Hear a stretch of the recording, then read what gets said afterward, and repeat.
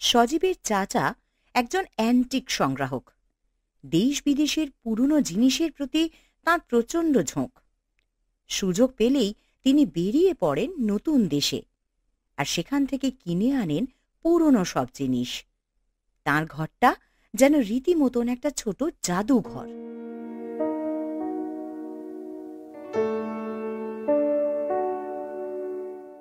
চাচা, তুমি কেমন আছো?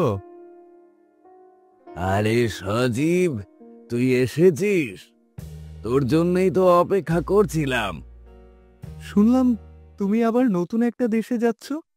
এবার কোথায় যাবে? এবার মিশরে যাবার ইচ্ছে আছে। এবার আমাকেও নিয়ে চলো না। সেজন্যই তো তোকে ডেকেছি। তোকে একটা কাজ করতে হবে। কি কাজ? সজীবের চাচা টেবিলের ওপর থেকে একটা বাক্স তুলে নিলেন। সেটি সজীবের হাতে দিয়ে বললেন, এই জিনিসটা রাখ। এটা দিয়ে কি হবে? তোকে একটা পরীক্ষা দিতে হবে। তুই এই বাক্সটা 1 সপ্তাহ নিজের কাছে রাখবি, কিন্তু এই বাক্সটা কোনোভাবেই খুলবি না। খোলা যাবে না? কেন? খুললে কি হবে? হুম, সেটা বলা যাবে না। তোর কাজ হলো এই 1 সপ্তাহ বাক্সটাকে নিজের কাছে রাখা, কিন্তু কোনোভাবেই খুলে দেখা যাবে না। পারবি তো? যদি তুই বাক্সটা না খুলে 1 সপ্তাহ কাটিয়ে দিতে পারিস, তাহলে তোকে আমার সঙ্গে মিশরে নিয়ে যাব। কিন্তু বাক্স খোলা যাবে না বা খোলার সাথে মিশরে যাবার কি সম্পর্ক? সম্পর্ক আছে। আমরা যেখানে যাচ্ছি সেই জায়গাটা একটু অন্যরকম। সাধারণ মানুষের সেখানে গেলে সমস্যা হতে পারে, তাই এইভাবে তোকে পরীক্ষা করে নিয়ে তারপর যাব। সজীব বাক্সটা রাখতে রাজি হয়ে গেল।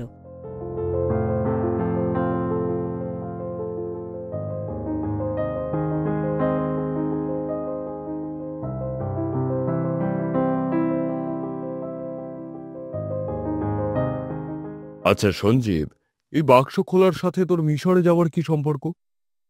সেটা জানতে পারলে তো হয়েই যেত। আমার চাচা নিজেও একটু অদ্ভুত, আর তার কারবারও সব অদ্ভুত। আচ্ছা, বাক্সটা খুলে দেখবি নাকি? না, খুলে দেখা যাবে না। চাচা বারণ করে দিয়েছেন। বলেছেন খুললে নাকি আমার সমস্যা হবে। আরে ধুর, তোর চাচা কি দেখতে পাচ্ছেন নাকি?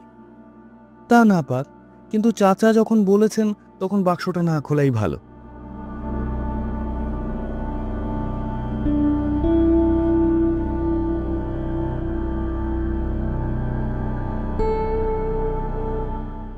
এভাবেই কেটে গেল 3টে দিন।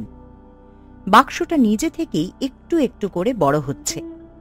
নাহিদ প্রায়ই সজীবকে বাক্সটা খুলে দেখতে বলে, আবার সজীবকে তার চাচা বারবার মানা করেন বাক্সটা খুলতে।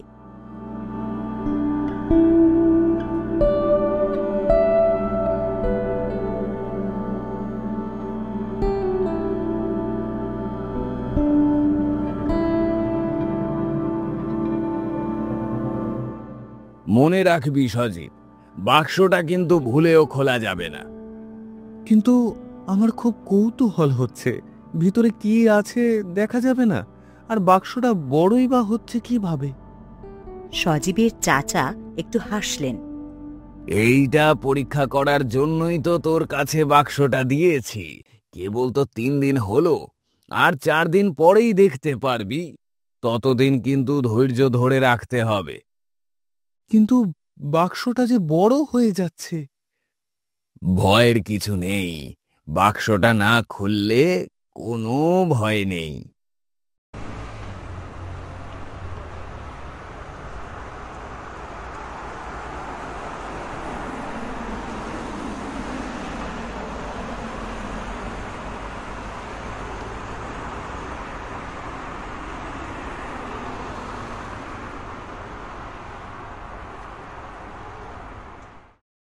আমার মনে হয় তোর চাচা তোর সঙ্গে মজা করছে। বাক্সে কি এমন থাকতে পারে যার জন্য তোর ক্ষতি হবে? হতে পারে ভয়ঙ্কর কোনো কিছু থাকবে। না, আমার সেটা মনে হয় না। যদি ভয়ঙ্কর কিছু থাকতো তাহলে তোর চাচা সেটা তোর কাছে কেনই বা দিত? সেটাও অবশ্য ঠিক কথা। এই জন্যই আমি বলছি বাক্সটা খুলে দেখ। ভিতরে কি এমন আছে যার জন্যে প্রতিদিন বাক্সটা বড় হয়ে যাচ্ছে? কিন্তু চাচা যে মানা করেছেন। আরে তোর চাচা এখন কিছুই দেখতে পারবেন না। জিনিসটা শুধু দেখেই আমরা আবার বাক্সটা বন্ধ করে রেখে দেব। তোর চাচা টেরও পাবে না।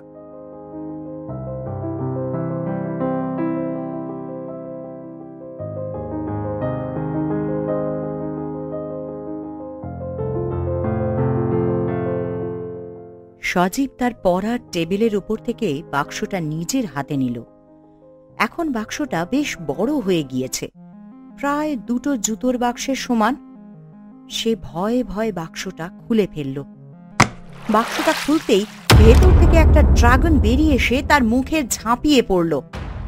সজীব চিৎকার করে ওঠে, বাঁচাও, বাঁচাও, আমার মুখ, আমার মুখ, বাঁচাও, নাহিদ, নাহিদ।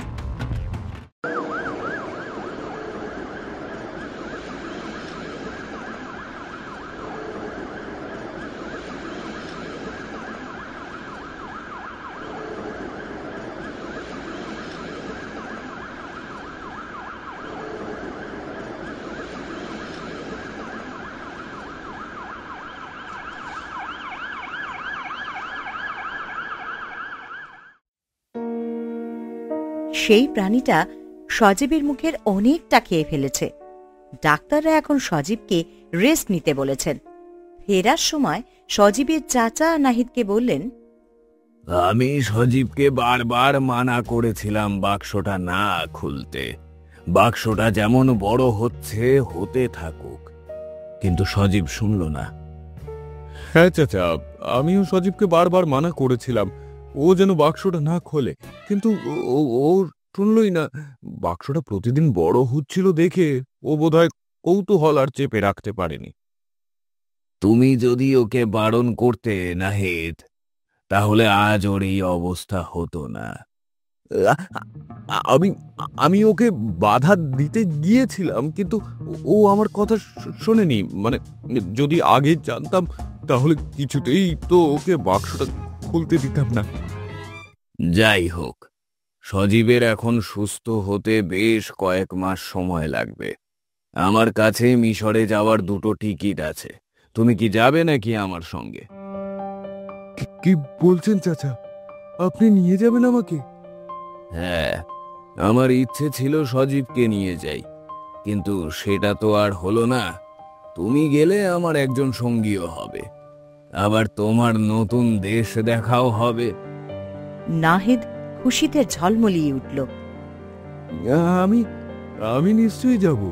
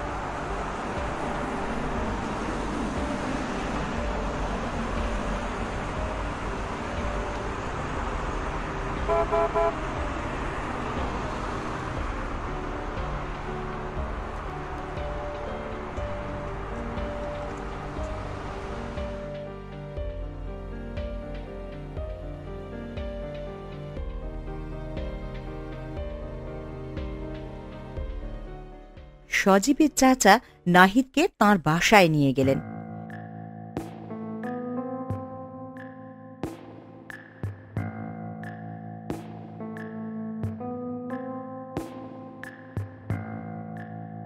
সেখানে তিনি নাহিদকে একটা নতুন ব্যাগ দিলেন। এই নাও নাহিদ, নতুন দেশে যাওয়ার জন্যে নতুন একটা ব্যাগ। এই ব্যাগেই তোমার সব জিনিসপত্র নিও, ঠিক আছে? ঠিক আছে, আপনাকে অনেক অনেক ধন্যবাদ।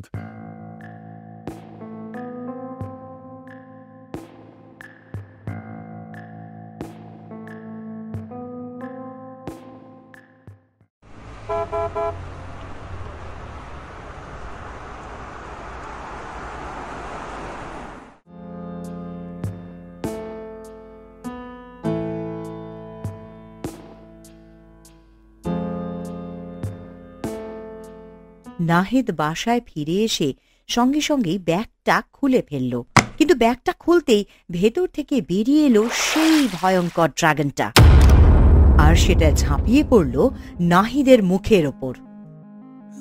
বাঁচাও, বাঁচাও, এ তো সেই ড্রাগন, বাঁচাও, আমার মুখ খেয়ে ফেললো।